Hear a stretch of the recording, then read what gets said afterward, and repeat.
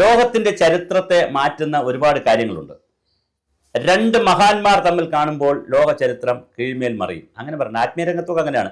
സ്വാമി വിവേകാനന്ദനും പിന്നെ അതുപോലെ തന്നെ ശ്രീരാമകൃഷ്ണ പരമഹംസനും തമ്മിൽ കണ്ടപ്പോൾ ലോകത്തിന് പിന്നെ ഉണ്ടായത് വേറെ മാറ്റമാണ്.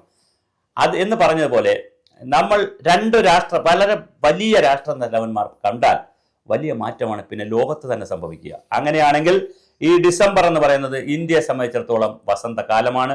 ഡിസംബർ 4-5 തീയതികളിൽ റഷ്യന്റെ വ്ളാഡിമിർ പുട്ട് നേരത്തെ ഇന്ത്യയിൽ വന്നിട്ടുണ്ടായിരുന്നു. പക്ഷേ ഇപ്പോൾ ഡിസംബർ 4-5 2025 ഇന്ത്യയിൽ വരുന്നുണ്ട്. അദ്ദേഹം പിന്നെ വളരെ വലിയ ഒരുപാട് എഗ്രിമെന്റുകൾ നമ്മളുമായി വയ്ക്കാൻ സാധ്യതയുണ്ട്. പ്രതിരോധ ഇടപാടുകളായി പെട്രോൾ നമ്മൾ വാങ്ങുന്നു, ഡീസൽ വാങ്ങുന്നു, അതൊക്കെ ഉണ്ട്. പക്ഷെ പ്രതിരോധ ഇടപാടുകളായിരിക്കും വളരെ വലിയ കാര്യങ്ങൾ. 5S-400 ഡയഫ്രം വ്യോമ പ്രതിരോധ യൂണിറ്റുകൾ വാങ്ങാനുള്ള കരാർ നമ്മൾ ഒപ്പിട്ടേക്കും. അപ്പോൾ നമ്മൾ പ്രതിരോധ കരാറുകളിൽ പുതിയ ആയുധങ്ങൾ വാങ്ങാൻ, മിസൈലുകൾ വാങ്ങാൻ, ഡ്രോണുകൾ വാങ്ങാനുള്ള കരാർ റഷ്യയുമായി ഇടാനുള്ള എല്ലാ സാധ്യതയുമുണ്ട്. അതുപോലെ തന്നെ ഓപ്പറേഷൻ സിന്ദൂറിന് ശേഷം നമ്മൾ ശരിക്കും വ്യോമാക്രമണത്തെ തുടർന്നാണ് നമ്മൾ ഇതിനകത്ത് ഗൗരവമായി കുറെ കൂടി നമ്മൾ പാകിസ്ഥാനെതിരാവട്ടെ, ബംഗ്ലാദേശ് ആവട്ടെ, നമ്മളെ എതിർക്കാൻ വരുന്ന രാജ്യം, തുർക്കി അടക്കമുണ്ട്, നമ്മളെ എതിർക്കാൻ വരുന്ന രാജ്യങ്ങളെ വളരെ കൃത്യമായി അവരെ തകർക്കണമെങ്കിൽ, അല്ലെങ്കിൽ അവരുടെ ഭീകരവാദത്തെ തകർക്കണമെങ്കിൽ തീർച്ചയായി നമ്മുടെ ആയുധം വേണം എന്നുള്ളൊരു ചിന്ത നമുക്ക് വന്നു. അതുകൊണ്ട് S-400 സംവിധാനത്തിന് കൂടുതൽ മിസൈൽ വാങ്ങാനുള്ള ഇടപാടിലും നമ്മൾ ധാരണയുണ്ടാക്കും. S-400 നമ്മൾ വാങ്ങും.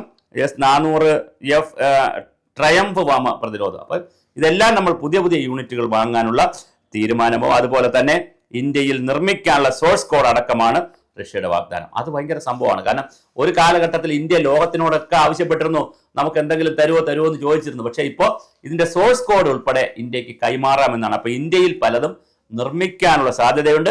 അത് ഇന്ത്യക്ക് മാത്രമല്ല, ലോകത്തിൽ ഒരുപാട് രാജ്യം. ഇപ്പോൾ ഓപ്പറേഷൻ സിന്ദൂറിന് ശേഷം 25ഓളം രാജ്യങ്ങളാണ് ഇന്ത്യയിൽ നിന്ന് ആയുധം വാങ്ങുന്നത്. ചെറിയ കാര്യം, ക്രയോജനിക് ആയുധങ്ങളും മിസൈലുകളും അതുപോലെ ക്രോണും അതുപോലെ എല്ലാ ആളുകളും ഒക്കെ ലോകം മുഴുവൻ ഇന്ത്യയിൽ നിന്ന് വാങ്ങുന്ന രീതിയിലേക്ക് കാര്യങ്ങൾ മാറുകയാണ്. അപ്പോൾ റഷ്യയും അല്ലെങ്കിൽ ജപ്പാനോ ചൈനയോ അല്ലെങ്കിൽ പിന്നെ അമേരിക്കയോ ജർമ്മനിയോ ഒക്കെ പോയിട്ട്, ഇറ്റലിയൊക്കെ പോയിട്ട് ഇന്ത്യയിൽ നിന്ന് വാങ്ങുന്ന രീതിയിലേക്ക് കാര്യങ്ങൾ വളരെ വലിയ തോതിലാണ് വന്നുകൊണ്ടിരിക്കുന്നത്. അപ്പോൾ തീർച്ചയായിട്ടും ഈ സോഴ്സ് കോഡ് കിട്ടുന്നതും ഇന്ത്യക്ക് വലിയ ഒരു കാര്യമായിരിക്കും. അതുപോലെ റഷ്യ-ഉക്രൈൻ കാര്യങ്ങളും ചർച്ചയാവാനുള്ള എല്ലാ സാധ്യതയുമുണ്ട്. അതിൽ ഇന്ത്യ എടുക്കുന്ന നിലപാട് എപ്പോഴും ഒരു സമാധാനത്തിന്റെ നിലപാടാണ്. ഒരു ചേരിചേരാ നെഹ്റുവിന്റെ കാലം മുതൽ നമ്മൾ നോൺ അലൈൻ മൂവ്മെന്റുകാരാണ്, ചേരിചേരാ നയക്കാരാണ്.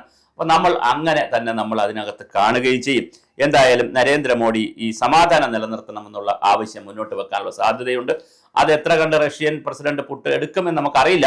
പക്ഷേ എങ്കിലും അത് മുന്നോട്ട് വയ്ക്കാനുള്ള സാധ്യത. അപ്പോൾ ഒരു വശത്ത് സമാധാന കരാറിന്റെ ഒരു ചർച്ച, ആയുധ കരാറിന്റെ ചർച്ച, പ്രതിരോധ ആവശ്യങ്ങളുടെ ചർച്ച, നമുക്ക് പ്രതിരോധ സാങ്കേതിക വിദ്യകൾ കൈമാറുന്നതിനുള്ള ചർച്ച, ഇങ്ങനെ ലോകം വളരെ വലിയ രീതിയിൽ ശ്രദ്ധിക്കുന്ന ഒരു ചർച്ചയാണ് റഷ്യൻ പ്രസിഡന്റും ഇന്ത്യയുമായി നടക്കാൻ പോകുന്നത്.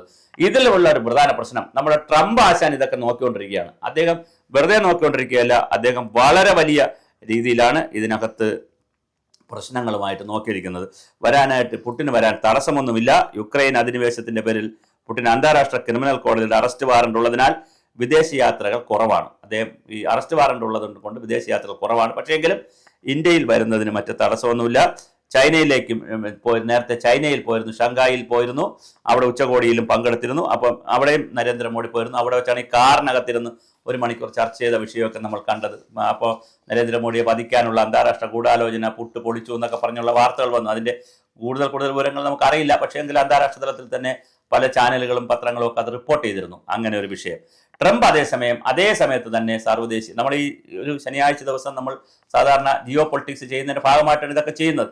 ഇതേ സമയം തന്നെ ട്രംപ് എന്ത് ചെയ്യാൻ തുടങ്ങിയെന്ന് പറഞ്ഞാൽ 3ാം ലോക രാജ്യങ്ങൾക്ക് നിന്നുള്ള കുടിയേറ്റം നിർത്തുവാനുള്ള വലിയ പണിയിലാണ് ട്രംപ് ഏർപ്പെട്ടിരിക്കുന്നത്. 19 രാജ്യങ്ങളിലെ ഗ്രീൻ കാർഡ് ട്രംപ് പുനഃപരിശോധിക്കാൻ പോവുകയാണ്. അഫ്ഗാനിസ്ഥാൻ, മ്യാൻമാർ, വെനസ്വേല, യമൻ തുടങ്ങിയിട്ടുള്ള 19 രാജ്യങ്ങളിലെ ഗ്രീൻ കാർഡ്, പൗരന്മാർക്കുള്ള ഗ്രീൻ കാർഡുകൾ ഹോംലാൻഡ് സെക്യൂരിറ്റി ഡിപ്പാർട്ട്മെന്റ് അമേരിക്കയിൽ പുനഃപരിശോധിക്കാൻ പോവുകയാണ്. അപ്പോൾ അത് അവരെ കയറ്റിവിടണോ വേണ്ടേ എന്നുള്ള ഒരു കാര്യം. ഇത് ഇന്ത്യക്കാരെ ഇപ്പൊ തൽക്കാലം ബാധിക്കുന്നില്ല. കാര്യം ആ 19 രാജ്യത്തിൽ ഇന്ത്യ ഇല്ല. എന്നാലും തീരുവ കൊണ്ട് ഇന്ത്യയെ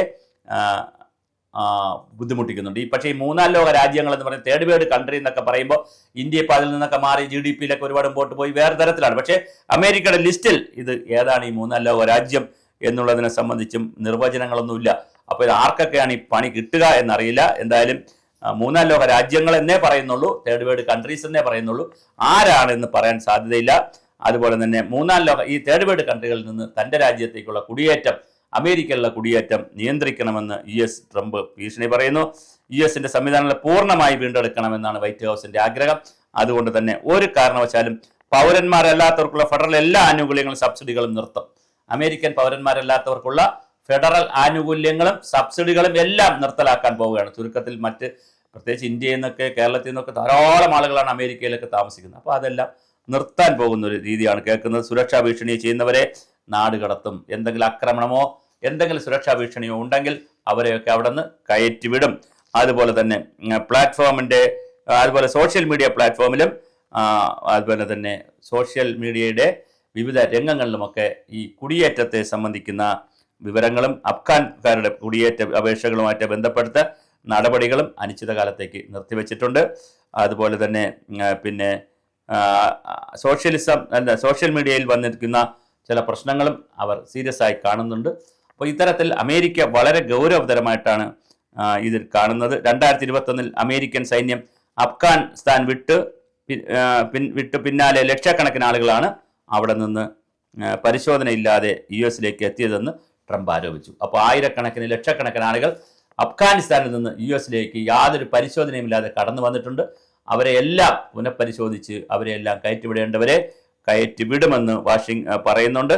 അതുപോലെ തന്നെ ബുധനാഴ്ച വാഷിംഗ്ടൺ DC-യിൽ സാറ ബെക്സ്ട്രോം, ആൻഡ്രൂ വുൾഫ് എന്നീ നാഷണൽ ഗാർഡ് അംഗങ്ങളെ റഹ്മാനുള്ള ലഗാൻവൽ എന്നയാൾ വെടിവെച്ചതും ഈ സംഭവം ഉണ്ടായിട്ടുണ്ട്. അപ്പോൾ ചികിത്സയിൽ ഇരിക്കെ സാറ മരിച്ചെന്ന് ഇന്ത്യൻ സമയം പുലർച്ചെയോടെയാണ് ട്രംപ് അറിയിച്ചത്. വൂൾഫിന്റെ നില ഗുരുതരമാണ്. ഇതിന്റെ അന്വേഷണം ആരംഭിച്ചിട്ടുണ്ട്. അപ്പോൾ അവിടെ നടന്നിട്ടുള്ള ഒരു വെടിവെപ്പിന്റെയൊക്കെ കൂടി പശ്ചാത്തലത്തിലാണ് ട്രംപ് ഇങ്ങനെ ഒരു തീരുമാനമെടുത്തിരിക്കുന്നത്. തേർഡ് വേൾഡ് കൺട്രീസിൽ നിന്ന് അവിടെ ആളുകളെ കയറ്റുന്നില്ല, അവരെല്ലാം പറഞ്ഞുവിടും. പ്രത്യേകിച്ച് അഫ്ഗാനിസ്ഥാനിൽ നിന്നുള്ള ഒരുപാട് പേർ അവിടെ നുഴഞ്ഞു കയറും പോലെ അവിടെ കയറിയിട്ടുണ്ട്. അവരെല്ലാം പറഞ്ഞുവിടും.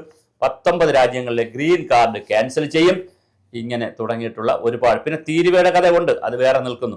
പക്ഷേ ഇനിയിപ്പോൾ അടുത്ത് വരാൻ പോകുന്ന ഒരു കഥ, ഡിസംബർ 4-5 തീയതികളിൽ റഷ്യൻ പ്രസിഡന്റ് വ്ളാഡിമിർ പുടിൻ ഇന്ത്യയിൽ വന്നിട്ട് പോയതിനു ശേഷം അവിടെ എന്ത് സംഭവിക്കും എന്നറിയില്ല. തീർച്ചയായിട്ടും ട്രംപ് പുതിയ കാർഡുമായി ഇറങ്ങും. നമ്മെ ബുദ്ധിമുട്ടിക്കാൻ, റഷ്യയെ ബുദ്ധിമുട്ടിക്കാനുള്ള പുതിയ കാർഡുമായി എന്തായാലും ട്രംപ് വരാനുള്ള സാധ്യതയുണ്ട്. ഇതാണ് സാർവദേശീയ രംഗത്ത് ഇപ്പോൾ ലോകത്ത് ജിയോ പൊളിറ്റിക്സ് രംഗത്ത് സംഭവിച്ചുകൊണ്ടിരിക്കുന്നത്. ഒന്ന്, ഞാൻ പറഞ്ഞു, ഡിസംബർ 4-5 നമ്മെ സംബന്ധിച്ചിടത്തോളവും ലോകത്തെ സംബന്ധിച്ചിടത്തോളവും റഷ്യയെ സംബന്ധിച്ചിടത്തോളവും നമ്മുടെ പ്രതിരോധ മേഖലയെ സംബന്ധിച്ചിടത്തോളം നിർണായകമായ ഒരു ദിവസങ്ങളാണ് 4-5. അത് റഷ്യയുമായുള്ള നമ്മുടെ കരാറുകളും ബന്ധങ്ങളും ഒന്നുകൂടി ഊഷ്മളമാവുകയാണ്. കുറച്ച് വർഷമായി പുടിൻ ഇവിടെ വന്നിട്ട് അത് വളരെ പ്രധാനമാണ്. അതേസമയമാണ് ട്രംപിന്റെ ഈ പ്രസ്താവനയും ഈ മൂന്നാം ലോക രാജ്യങ്ങളിലുള്ള ട്രംപിന്റെ ഈ ചിറ്റമ്മ നയവും.